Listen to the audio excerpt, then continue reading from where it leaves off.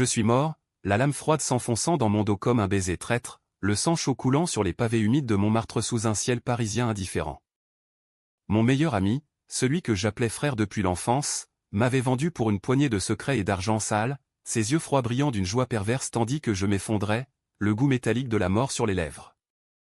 Et puis, le miracle maudit, je me suis réveillé, non pas au paradis ou en enfer, mais dans mon propre corps, 16 ans plus tôt, le cœur battant à tout rompre dans l'appartement exigu de Belleville, le jour où tout avait commencé à pourrir.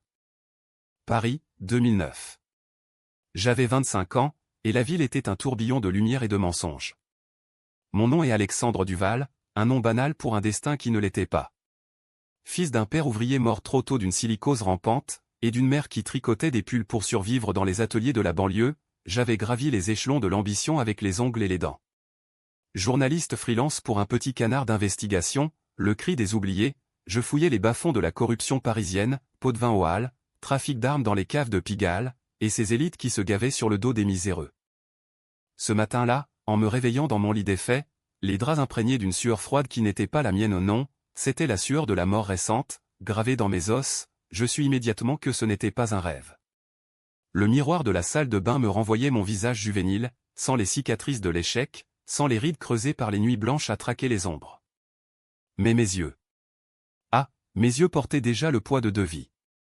Le poignard fantôme irradiait encore dans mon dos, et avec lui, la rage pure, un feu qui consumait tout. J'avais été trahi par Lucien, mon ombre depuis l'école primaire à Saint-Denis. Nous avions grandi ensemble, partageant des croissants volés et des rêves de gloire.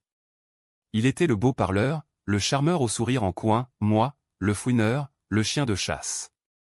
Ensemble, nous avions monté une affaire, un réseau d'informations confidentielles, vendant des scoops à des concurrents pour arrondir les fins de mois. Mais Lucien avait faim de plus. Bien plus. Dans ma vie précédente, j'avais découvert son secret trop tard, il trempait avec les Moreau, une famille de promoteurs immobiliers véreux qui rachetaient les immeubles haussmanniens pour les transformer en loft pour bobos, évacuant les familles modestiques à coups de loyers exorbitants et de brimades légales. Les Moreau, c'était le diable en costume 3 pièces, père, fils, et une fille aux lèvres carmin qui avait été ma faiblesse. Héloïse Moreau. Elle m'avait séduit, ou du moins je le croyais, dans un bal masqué au Louvre, ses yeux verts comme les miens, promettant un amour qui sentait le champagne et les mensonges. Mais Héloïse n'était qu'un appât. Lucien l'avait placée sur mon chemin, et ensemble, ils avaient ourdi le piège. J'avais un dossier sur les Moreau, preuve de pot de vin à la mairie du 18e, falsification de permis de construire qui avait fait s'effondrer un immeuble à Barbès, tuant 5 ouvriers maghrébins dont les noms n'avaient même pas fait la une. J'étais sur le point de tout balancer à Le Monde, quand Lucien m'avait attiré dans cette ruelle sombre. « Viens, on fête ça », avait-il dit, une bouteille de cognac à la main. Et là, sous les néons clignotants, le couteau. Maintenant, de retour, je sentais le pouls de la vengeance battre en rythme avec le trafic matinal de la rue. Je ne pouvais pas me précipiter, 16 ans, c'était un abîme à combler, mais aussi un arsenal à forger. D'abord, consolider ma position. Je me levai, enfilai un jean usé et une chemise froissée, et sortis dans l'air piquant de l'automne parisien. Belleville grouillait déjà, marchands de fruits criant leur prix, odeur de tagine et de baguettes fraîches se mêlant au diesel des bus. Mon premier arrêt, le bureau de Lecry. Marcel, mon rédacteur en chef, un vieux bourru aux moustaches jaunies par le Gauloise, leva les yeux de son ordinateur préhistorique. Duval. T'es en retard, comme d'hab. T'as du neuf sur les émeutes de Clichy? Je souris, un sourire qui masquait la tempête intérieure. Mieux que ça, Marcel. J'ai une piste sur les promoteurs qui bouffent la ville. Il haussa un sourcil, sceptique, mais mordit à l'hameçon. Je passais la matinée à tisser les premiers fils, appels anonymes à des contacts dans la préfecture, fouillage dans les archives poussiéreuses de la BNF. Chaque mot que j'écrivais était une brique dans le mur de ma forteresse.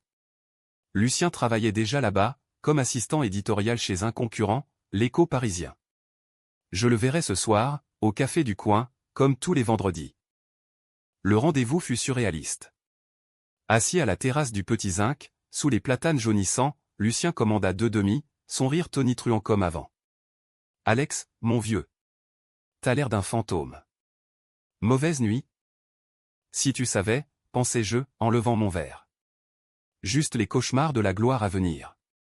Nous parlâmes de tout et de rien, les filles du quartier, les footballeurs du PSG qui se dopaient, les élections municipales où Bertrand Delanoë promettait un Paris vert mais livrait du béton.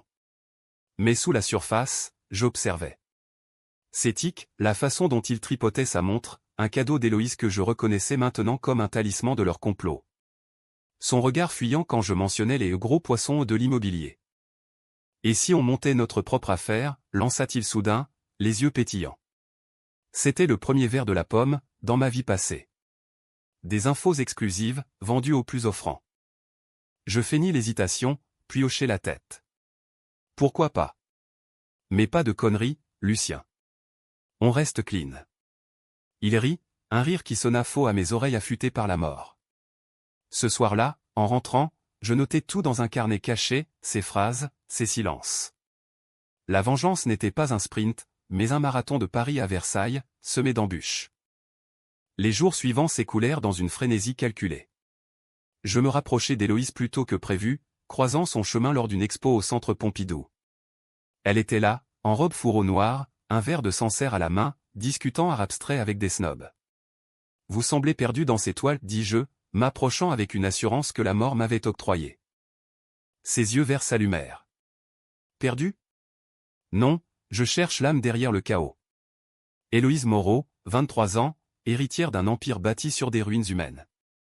Nous parlâmes jusqu'à minuit, de Baudelaire et de la décadence moderne, de ces immeubles qui avalaient les âmes des quartiers ouvriers. Elle rit à mes blagues, toucha mon bras d'un geste qui fit naître en moi un dégoût mêlé de désir. Déjà, je sentais le piège se refermer, mais cette fois, j'étais le chasseur. Bientôt, les invitations affluèrent, dîner dans les brasseries chics de Saint-Germain, balade le long de la Seine où les lumières dansaient comme des promesses brisées. Lucien, bien sûr, était au courant, il m'avait présenté à elle des mois plus tôt dans l'autre timeline, mais ici, je forçais le destin. Félicitations, mon pote, me dit-il un soir, au téléphone. Héloïse, c'est du lourd. Mais fais gaffe, les Moreau, c'est pas des tendres. Oh, je savais. Mieux que quiconque. Et c'est précisément pour ça que je plongerai plus profond, jusqu'à ce que leurs secrets flottent à la surface comme des cadavres dans la Marne. Mais la première fissure apparut plus tôt que je ne l'aurais cru. Une semaine après notre première rencontre, Héloïse m'invita chez elle, dans l'hôtel particulier familial du 7e arrondissement, un palais de pierre blonde face à l'Invalide. Le dîner fut somptueux, foie gras, magret de canard, et un bordeaux millésimé qui coulait comme du velours. Son père, Henri Moreau, un colosse aux tempes grisonnantes et au sourire carnassier, me jaugea comme un cheval de course. Journaliste, hein? Vous devez voir bien des saletés dans ce métier. J'en vois, monsieur. Et j'écris pour qu'on les nettoie. Ma réponse le fit rire, un aboiement sec. Sa femme, une ombre effacée nommée Claire, servit le café en silence. Héloïse, elle, glissa sa main dans la mienne sous la table, un geste possessif qui me donna la nausée. Plus tard, seule dans le salon aux lambris dorés, elle m'embrassa, ses lèvres goûtant le vin et le mensonge. Reste, murmura-t-elle. Je restai, mais mon esprit était ailleurs, fouillant mentalement les recoins de la pièce pour des indices. Sur le bureau d'Henri, un dossier entrouvert, plan d'un projet à la Villette, avec des annotations en rouge ou évacuation forcée, 15 familles. Le premier fil de l'araignée. Cette nuit-là, lové contre elle, je ne dormis pas. Le fantôme du poignard me tenait éveillé, et avec lui, les visages des ouvriers morts, oubliés dans les décombres. La vengeance n'était pas seulement pour moi, elle était pour eux, pour les invisibles que Paris mâche et recrache. Demain, je commencerai à creuser. Demain, le piège se retournerait. Les mois suivants furent une danse macabre sur les toits de Paris, où chaque pas était un calcul, chaque sourire un leurre. Héloïse devint ma maîtresse, un rôle que j'endossais avec une ferveur feinte, mes nuits partagées entre ses draps de soie et mes carnets de notes clandestins.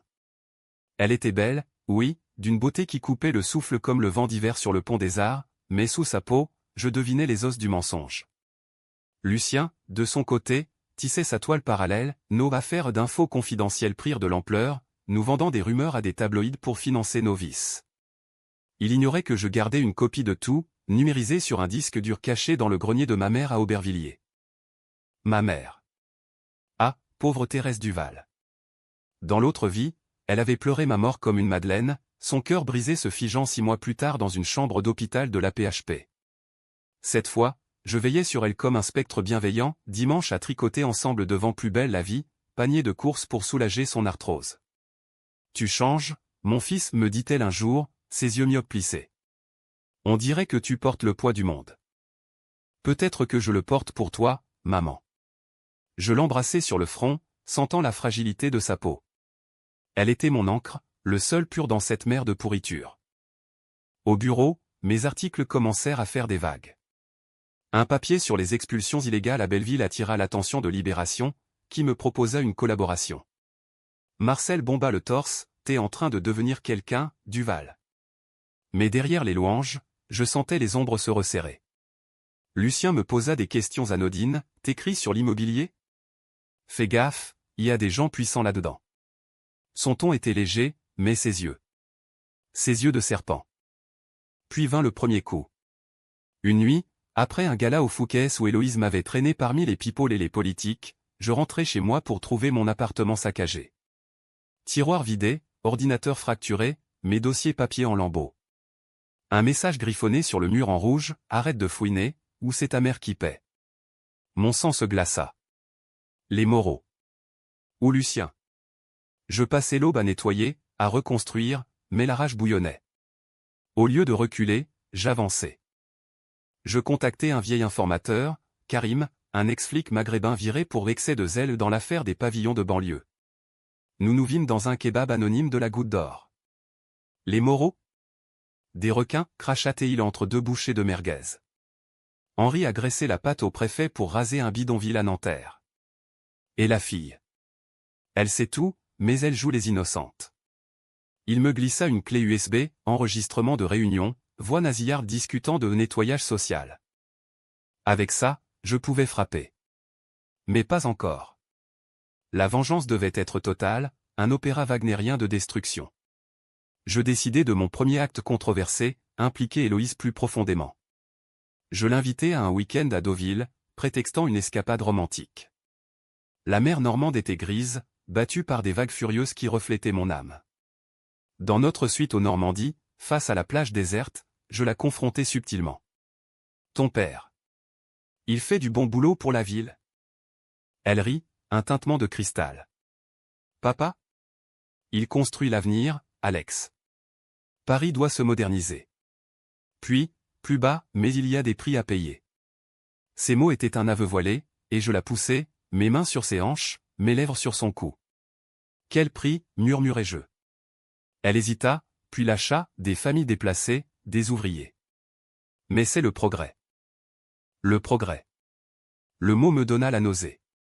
Cette nuit-là, tandis qu'elle dormait, je fouillais son téléphone, un code simple, son anniversaire.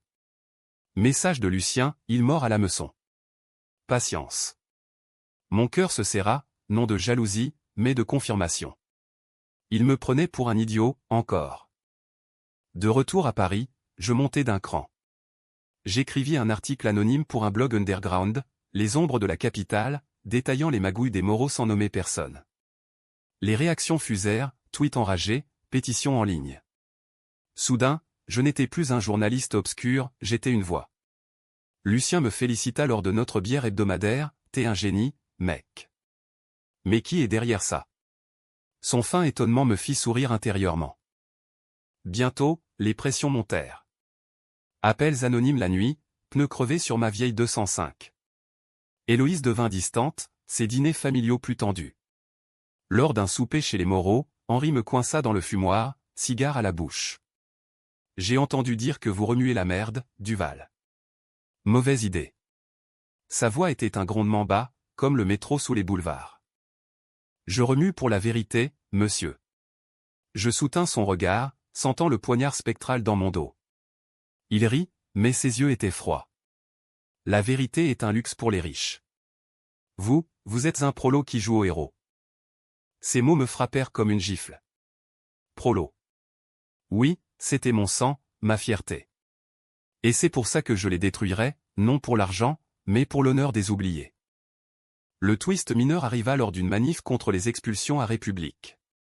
Je m'y rendis incognito, mêlé au Black Bloc et aux familles désespérées. Héloïse était là, en observatrice engagée, flanquée de Lucien. Je les vis de loin, elle, tendant un café à un CRS, lui, murmurant à son oreille. Mon sang bouillonna. Sans réfléchir, je lançai une pierre au pas sur eux, mais sur une vitrine d'agence immobilière Moreau. Le verre vola en éclats, et la foule hurla. Dans la confusion, je m'approchai d'Héloïse, masqué, et glissai dans sa poche un billet, tu sais ce que fait ton père. Choisis ton camp. Elle pâlit, me cherchant du regard, mais les gaz lacrymogènes nous séparèrent. Ce soir-là, elle m'appela en pleurs, Alex, c'était toi. Pourquoi? Parce que l'amour sans vérité est une prison, Héloïse. Ma voix était calme, mais dedans, la tempête. Elle raccrocha, et je sus que la fissure s'élargissait. Lucien, lui, devint parano. Nos affaires s'espacèrent, il annula des rendez-vous, prétextant des migraines. Mais je creusai plus profond. Grâce à Karim, j'eus accès à des comptes offshore, les Moreau blanchissaient via des galeries d'art à Bastille. Et Lucien? Il était leur homme de main, encaissant des enveloppes pour conseils éditoriaux. Le tableau se dessinait, un triangle de trahison où j'étais la victime désignée. Un soir pluvieux, je les confrontai séparément. D'abord Lucien, aux petits zincs. J'ai vu tes messages à Héloïse, mentis-je, bluffant avec un air serein. Il blêmit, bafouilla, quoi? C'est pas ce que tu crois. Je crois que tu me vends depuis le début. Je me levai, laissant un billet sur la table. Finissons en, frère. Puis Héloïse, dans son atelier de la rue de Rivoli. Elle pleurait, un verre de vin à la main. Papa veut te ruiner. Il sait pour l'article. Et toi? Qu'est-ce que tu veux? Je m'approchai, la forçant à me regarder. Elle murmura, toi. Mais pas comme ça. Mensonge. Je le sentais. Et c'est là que je pris ma décision controversée, je l'utiliserai comme appât. Je l'embrassai, passionnément, et lui promis, aide-moi à le stopper. Ensemble. Elle hocha la tête, les larmes coulant. Mais dans ses yeux, je vis l'hésitation et l'ambition. La toile se resserrait. Paris, ma belle traîtresse, bruissait de complot. Et moi, ressuscité des enfers, j'étais prêt à allumer le bûcher. L'hiver 2009 s'abattit sur Paris comme une malédiction biblique, neige sale sur les Champs-Élysées, vent glacé hurlant dans les métros bondés, et une série de scandales qui fit trembler les fondations de la ville. Mon article anonyme avait allumé la mèche, maintenant, les flammes léchaient les chevilles des puissants. Le Figaro titra sur l'ombre de la corruption immobilière, et les manifs enflèrent, des gilets jaunes avant l'heure, bloquant les ronds-points de la porte de Clignancourt. Au milieu de ce chaos, je naviguais comme un fantôme, multipliant les masques, amant passionné pour Héloïse, complice vigilant pour Lucien, journaliste acharné pour Marcel. Mais la pression montait, et avec elle, mes doutes. Était-ce vraiment de la vengeance, ou une addiction au pouvoir? La mort m'avait rendu invincible, oui, mais aussi assoiffé. Chaque nuit, le rêve revenait, la lame, le sang, les rires étouffés de Lucien et Héloïse. Je me réveillais en sueur, le dos arqué comme pour esquiver le coup. Ma mère remarqua, tu dors mal, fiston. Prends soin de toi. Je hochai la tête, mais intérieurement, je jurais, personne ne me briserait à nouveau. Pas elle. Mon coup suivant fut audacieux, borderline illégal. Avec les enregistrements de Karim, je contactai un procureur intègre, une femme nommée Isabelle Laurent, que j'avais croisée à une conf sur la transparence à Sciences Po. Rendez-vous dans un café discret de la Contrescarpe, sous les yeux peints de Hemingway. Monsieur Duval, ces preuves sont explosives, dit-elle, lunettes perchées sur le nez, feuilletant la clé USB. Mais d'où ça vient? D'un informateur anonyme. Utilisez-les, madame. Pour les familles de Nanterre. Elle hésita, sentant le piège olfactif, mais promis, je transmets au pôle financier. C'était le début de la fin pour Henri Moreau. Des perquisitions suivirent, discrètes au début, bureau fouillé à l'aube, compte gelé. Héloïse paniqua, me bombardant de SMS, c'est toi? Dis-moi la vérité. Je la calmai lors d'un dîner au Candlelight au Train Bleu, sous les fresques somptueuses de la gare de Lyon. Je t'aime, Héloïse. Mais ton père doit payer. Elle se figea, fourchette en l'air. Payer? Pourquoi? Il construit des rêves. Des rêves sur des tombes. Ma voix était un murmure tranchant. Elle se leva, tremblante, tu ne sais rien de nous. Mais elle revint, 2 jours plus tard, brisée, suppliante. Aide-moi à le protéger. En échange. Tout ce que tu veux. Tout ce que je voulais? Sa chute. Je l'utilisais pour infiltrer une réunion familiale clandestine, dans la propriété des Moreau à Fontainebleau. Prétextant une fuite en amoureux, je m'y rendis, microphone caché dans ma montre. Henri tonnait au téléphone avec des avocats, ce salaud de procureur va payer. Duval? C'est lui, j'en suis sûr. Lucien, présent, hochait la tête, on s'occupe de lui, patron. Comme prévu. Comme prévu. Le mot me transperça. Ainsi, le plan datait, me séduire, me piéger, m'éliminer quand le dossier grossirait. J'enregistrais tout, le cœur battant. Cette nuit-là, dans la chambre d'amis aux tapisseries Louis XV, Héloïse se blottit contre moi, j'ai peur, Alex. Je la serrai, feignant la tendresse, mais mes pensées étaient un tourbillon de haine. Demain, je balancerai l'enregistrement à Laurent. Mais le destin, ce farceur français, intervint. En rentrant à Paris, un accident, ma 205 glissa sur le verglas de la 6, percutant une glissière. Pas grave, une côte fêlée, des bleus, mais l'hôpital me retint 2 jours. Là, dans la chambre stérile de l'Hôtel Dieu, face à Notre-Dame qui se dressait comme un juge silencieux, je fis un choix controversé, un de ceux qui hantent les âmes, je contactai un hacker du dark web, un type nommé L'Ombre, rencontré via des forums underground. Efface mes traces numériques, lui dis-je. Et plante des preuves sur Lucien. C'était immoral, oui, falsifier des transferts bancaires liant Lucien directement aux offshore des Moreau. Mais la vengeance n'est pas un bal des débutantes, c'est une guerre sale, où les balles sont des mensonges. L'Ombre livra, Lucien devint le bouc émissaire idéal. À ma sortie, le scandale éclata. Perquisition chez Lucien, ordinateur saisi, lui menotté devant les caméras de BFM. Il hurla mon nom dans le commissariat, mais je niais tout, l'air innocent. Héloïse m'appela, hystérique, c'est toi qui l'as balancé. Monstre. Non, c'est lui qui vous a tous trahis. Mensonge pieux. Elle raccrocha, et je sentis une fissure en moi, étais-je meilleur qu'eux? Henri contre-attaqua férocement. Des avocats me poursuivirent pour diffamation, mon appartement fut vandalisé à nouveau, cette fois avec des menaces contre ma mère, une photo d'elle au marché, annotée prochaine. Je la mis en sécurité chez une tante à Lyon, prétextant un reportage. Reviens vite, murmura-t-elle, les yeux humides. La tension culmina lors d'une confrontation au Père-Lachaise, cimetière des âmes perdues. Lucien, libéré sous caution, m'attira là-bas, on doit parler, Alex. Seul. Les tombes gothiques nous entouraient, brume matinale comme un suaire. Il était hagard, barbe de 3 jours, yeux injectés. C'est toi, hein? T'as tout saboté. Je ris, un rire froid comme la pierre de Chopin. Saboté? Tu m'as tué, Lucien. Dans une autre vie. Les mots sortirent malgré moi, un lapsus de la rage. Il fronça les sourcils, quoi? T'es taré? Je m'approchai, sentant l'odeur de sa peur. Raconte-moi tout. Pour Héloïse, pour Henri. Pourquoi moi? Il craqua, les mots jaillissant comme un geyser, les Moreau payaient gros. Héloïse voulait te tester au voir si t'étais digne. Mais t'étais trop curieux. Le couteau. C'était pas censé. Pas censé me tuer. Le monde vacilla. Ainsi, c'était un avertissement qui avait tourné au meurtre. Ma vision se brouilla de larmes de fureur. Tu paieras. Je le laissai là, brisé, et parti, le vent emportant mes serments. De retour en ville, le procureur Laurent avança, inculpation d'Henri pour corruption. Les manifs explosèrent, barricades enflammées place de la Bastille.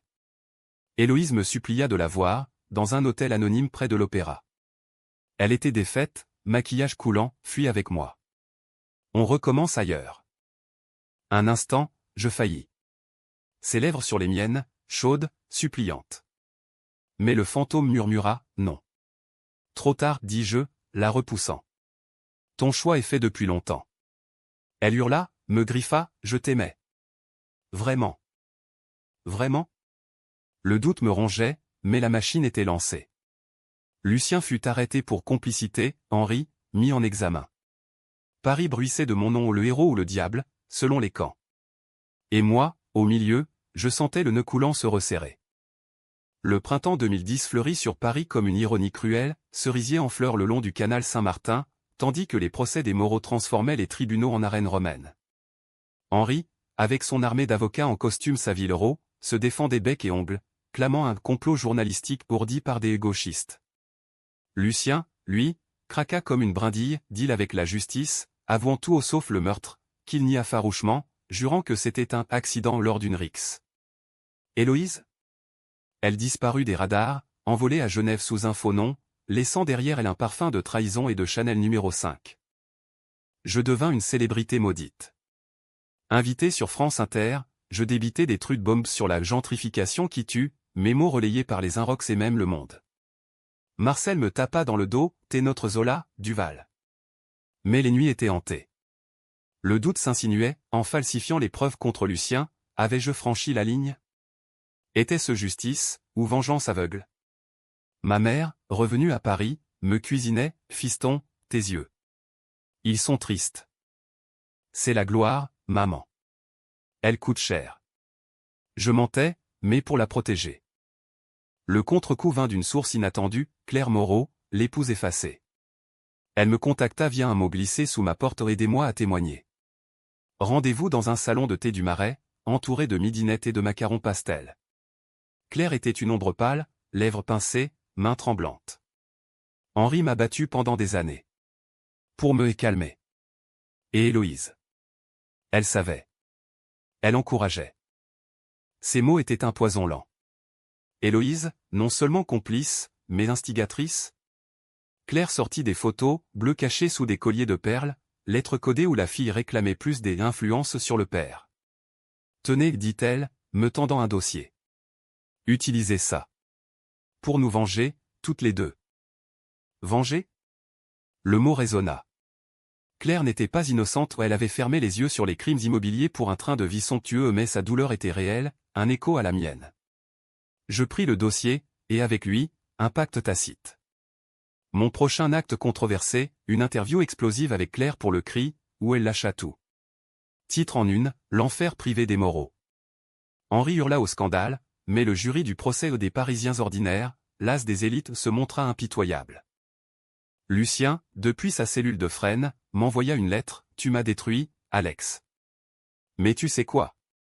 Héloïse t'aurait tué elle-même. » Elle l'a dit, la nuit avant. Le papier trembla dans ma main. Héloïse, la tueuse?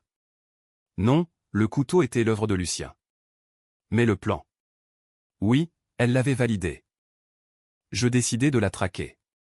Via des contacts à Interpol, Karim avait des entrées, je la localisai, un appartement haussmannien à Genève, sous le nom d'Héloïse Laurent, ironique, le nom du procureur. Vol pour la Suisse, billet Lacoste, cœur en acier. La ville était un joyau alpin, lac miroitant et banque discrète, mais pour moi, un théâtre de confrontation. Je la trouvai au bord du Léman, silhouette solitaire sur un banc, écharpe rouge flottant au vent. Héloïse. Mon voix la fit sursauter. Elle se tourna, pâle comme un spectre, Alex. Comment? Je sais tout. Le plan. Le couteau. Je m'assis, distant. Elle pleura, un torrent, c'était pour te protéger. Papa voulait te tuer, Lucien a improvisé. Je t'aimais, idiot. Mensonge ou vérité? Ses yeux verts, si semblables aux miens, imploraient. Un instant, la pitié me submergea ou une vie brisée par un père monstre. Puis le souvenir, mon sang sur les pavés. Trop tard pour les regrets. Je sortis une enveloppe, copie des aveux de Claire, des mets incriminants. Rends-toi. Ou je publie. Elle se leva, furieuse, tu me détestes tant? Après tout? Oui. Parce que l'amour trahit le pire des poisons. Elle partit en courant, mais je sus qu'elle craquerait. 2 jours plus tard, l'AFP annonça, fille de promoteur véreux se constitue prisonnière à Genève. Paris explosa en liesse populaire, feu d'artifice improvisé place Vendôme, édito triomphant sur la fin d'une ère. Henri fut condamné à 10 ans, c'est bien saisi pour indemniser les victimes. Lucien, complice, en prit 5. Moi? Un héros pour les uns, un manipulateur pour les autres. Des menaces anonymes affluaient, tu paieras, Duval. Le climax approchait. Lors d'une soirée de gala pour Reporters sans frontières au Palais Brongniart, j'y fus invité, smoking impeccable, champagne en main. Héloïse y était, extradée, en robe de prisonnière chic non, en liberté conditionnelle pour témoignage. Nos regards se croisèrent au milieu de la foule, le sien, suppliant, le mien, de glace. Lucien, lui, s'était suicidé en cellule, une lame de rasoir sur les poignets. Sa lettre finale, pardon, frère. C'était la peur. La peur. Le mot me brisa un instant. Puis Henri, depuis sa geôle, m'envoya un avocat, rencontre-le. Il veut confesser. Curiosité ou piège? Je fusillai. Visite à la santé, parloir au mur suintant. Henri, vieilli de 10 ans en un, me fixa, vous avez gagné, Duval. Mais sachez, Héloïse était enceinte. De vous. Avant tout. Le monde s'effondra. Enceinte? Dans l'autre vie, non, ici, nos nuits passionnées. Un fils? Une fille? Où est l'enfant, croc à ses jeux? Adopté. Anonymement. Pour le protéger de nous. Il rit, un rire brisé. Revendiquez-le, si vous osez. Mais la vengeance laisse des orphelins. Je sortis, sonnai, le dos brûlant du poignard invisible. Héloïse m'attendait dehors, gardienne à ses côtés. C'est vrai, demandai-je. Elle hocha la tête, larme, je ne voulais pas que tu saches. Pour te protéger de moi. Protéger. Le mot tourna en boucle. La twist me frappa, et si la vraie trahison était la mienne? En ressuscitant pour venger, j'avais créé plus de douleur. L'enfant. Mon sang, perdu dans l'ombre. L'été 2010 enveloppa Paris d'une chaleur moite, comme un linceul trop serré, tandis que les échos du procès Moreau s'estompaient en murmures de scandales oubliés. J'errais dans les rues, un fantôme parmi les touristes, mon triomphe amer comme le café refroidi des troquets. L'enfant, mon enfant, devint obsession. Héloïse, en attente de jugement, refusa tout contact, Henri pourrissait en cellule, Claire s'était éclipsée en retraite monastique à Chartres. Lucien gisait 6 pieds sous terre, son suicide un point final lâche. Et moi? J'avais gagné la guerre, mais perdu l'âme. Ma mère, sentant le vide, insista pour un voyage, à la mer, fiston. À Nice, comme quand t'étais petit. Je cédai, louant une Twingo cabossée pour la Côte d'Azur. La route fut un exil, autoroute bordée de champs de lavande, radio crachant du Johnny Hallyday sur fond de klaxons. À Nice, l'air salin lava un peu la crasse intérieure. Nous marchâmes sur la promenade des Anglais, elle s'accrochant à mon bras, t'es libre maintenant, Alex. Laisse-le passer. Libre? Le mot sonnait faux. Nuits agitées à l'hôtel Negresco, rêve où l'enfant ou une fillette aux yeux verts tendait les mains depuis les vagues. À mon retour, je creusais, via des avocats spécialisés en adoption, je traquais le dossier. Bloqué par le secret professionnel, mais un pot de vin discret et ironie délia les langues. Léa, 4 ans, élevée par un couple d'enseignants à Rennes. Une photo volée, cheveux noirs, sourire timide. Mon cœur se serra. La décision fut le summum du controversé, la kidnapper? Non, trop bas. Plutôt, une confrontation légale. J'embauchai un ténor du barreau, plaçant une demande de reconnaissance paternelle. Le juge, une femme au regard d'acier, me jaugea, Monsieur Duval, vos motifs? Vengeance ou amour? Les deux, admis-je. Le verdict, audience privée, contact supervisé. Rennes, sous une pluie bretonne incessante, fut le théâtre de la rédemption ou de la damnation. Léa, petite chose aux couettes, me fixa avec curiosité lors de notre première rencontre, dans un parc aux arbres dégoulinants. T'es qui, toi, demanda-t-elle, suçant son pouce. Ton papa, peut-être. Ma voix trembla. Ses parents adoptifs, tendus, observaient. Elle rit, papa, c'est Marc. Il fait des crêpes. Le coup de poignard, version enfantine. Mais au fil des visites obligées, surveillées, un lien se tissa. Elle m'apprit à jouer aux poupées, moi à lui lire Le Petit Prince. Héloïse, informée, craqua lors d'une visite en prison, ne lui fais pas de mal, Alex. C'est tout ce qu'il me reste. Je ne suis pas toi. Mais étais-je meilleur? La presse, flairant le scoop, titra, le héros de l'affaire Moreau, un père caché? Mon anonymat vola en éclats, menaces redoublèrent, mais aussi soutien, pétition pour la famille recomposée. Le climax final survint par une nuit d'orage, alors que je veillais Léa lors d'une garde prolongée aux ses parents en voyage. Foudre illuminant le ciel rennais, elle se blottit contre moi, j'ai peur des monstres. Les monstres existent, murmurai-je, mais on les bête ensemble. Et là, dans l'obscurité, le twist ultime, un appel anonyme. Voix déformée, Duval ? Henri Moreau s'est pendu. Dernier mot, dis à mon gendre que la vengeance est un cercle. Un cercle ? Oui. Henri, se suicidant pour clore le livre, me léguant sa malédiction. Mais avec Léa endormie sur mon épaule, je sentis la boucle se rompre. Pas de happy end hollywoodien, Héloïse prit 20 ans, libérable sous condition, Claire se suicida doucement, overdose de somnifères. Lucien, enterré sans fleurs. Pourtant, dans ce chaos, une aube pointa. J'obtins la garde partagée, ma mère devint grand-mère, tricotant des chaussettes pour Léa. Le cri prospéra, mes articles sur la justice sociale inspirant des lois anticorruption. Paris, ma traîtresse, redevint amante, je marchai à Montmartre, là où j'étais mort, et jetai une rose sur les pavés. Adieu, dis-je au fantôme. La vengeance m'avait ressuscité, mais l'amour au tardif, imparfait me rendit humain. Et dans les yeux de Léa, je vis non la haine, mais l'avenir, un Paris plus juste, bâti non sur des ruines, mais sur des promesses tenues. Fini les cycles, place à la vie.